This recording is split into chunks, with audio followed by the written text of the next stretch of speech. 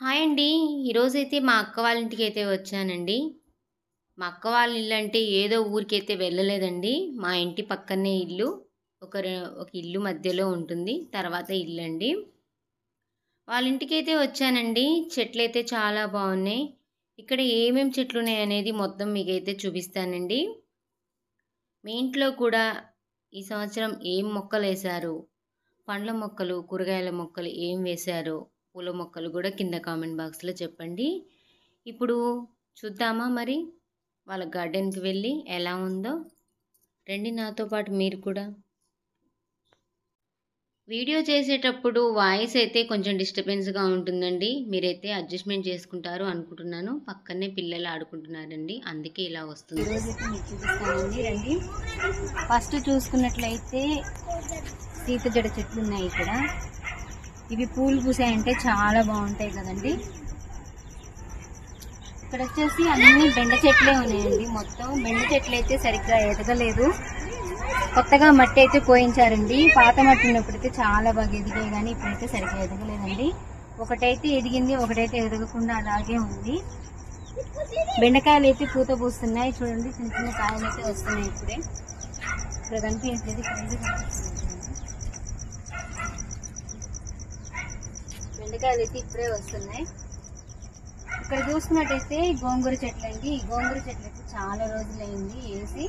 ఇవైతే ఇంటి ముందలకైతే కట్ట రూపంలో వస్తాయి కదండి అమ్మడానికి.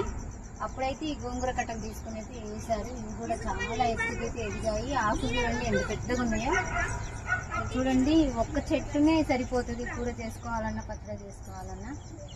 చూడండి ఎంత ఉందో. ఒక ఫంక్షన్ కి సరిపడా గోంగూర అయితే ఇక్కడ వెళ్ళుద్దండి. గోంగూర అయితే చాలా ఉంది. ఇక్కడ రెండు దిక్కులు చూసినట్టయితే ఇక్కడ మామిడి చెట్టు ఉంది, ఇక్కడ కూడా మామిడి చెట్టు ఉంది.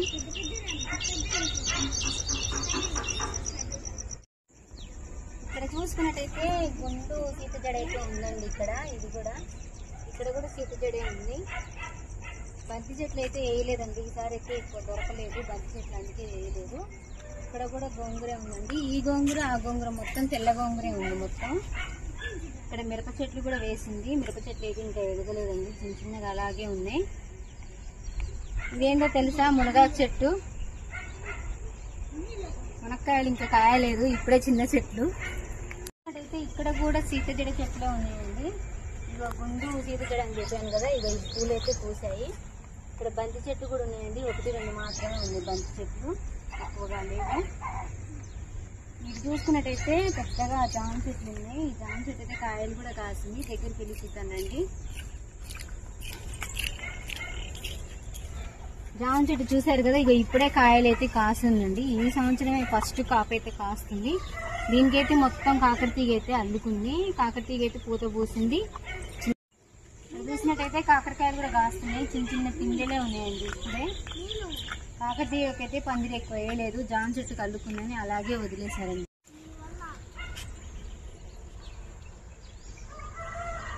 కాకరకాయలు అయితే చాలా చిన్న చిన్నగా ఉన్నాయి, నల్ల కాకరకాయలు. చూసుకున్నట్టయితే ఇది పెద్ద కాకరకాయ అండి. ఇది తెల్ల కాకరకాయ చెట్టు, చాలా పొడుగైతే కాస్తాయండి. దగ్గర దగ్గర ఇంత పొడుగైతే కాస్తాయి కాకరకాయలు. మనకు మార్కెట్లో దొరుకుతాయి కదా, ఆ కాకర చెట్టు అండి. దీనికైతే కర్రలు పెట్టి అయితే సపోర్ట్ కోసం పందిరి అయితే వేసింది.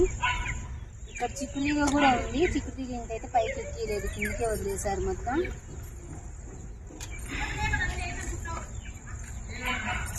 ఇక్కడైతే చిక్కుతీగ కాకరతీగ రెండు కలిసి ఎక్కుతున్నాయి.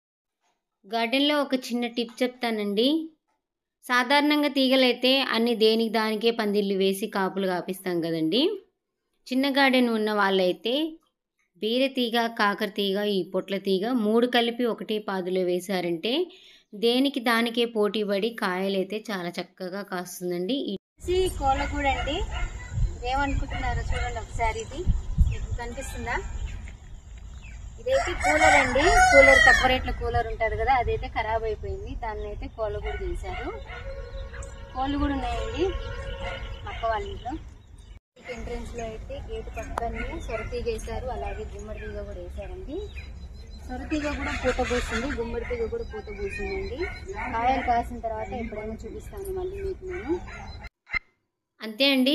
ఇంతకు ఈ వీడియో మీకు నచ్చిందని అనుకుంటున్నాను. నచ్చితే ఒక చిన్న లైక్ చేసి, షేర్ చేసి, కామెంట్ చేయండి. మరొక మంచి వీడియోతో మీ ముందుకొస్తాను. అంతవరకు ఉంటాను మరి.